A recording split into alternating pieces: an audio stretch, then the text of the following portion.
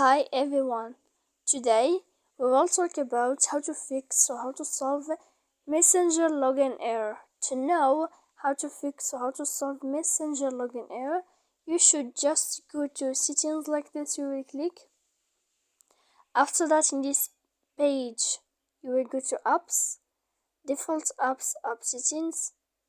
When you will see this list, you will go down to find the application of Messenger. Then in this page you will go to click for stop. After that you will enter to storage. When you will see this page you will click clear cache. Then you will go to click clear data, and after all that, when you will end this, you can turn off your Wi-Fi.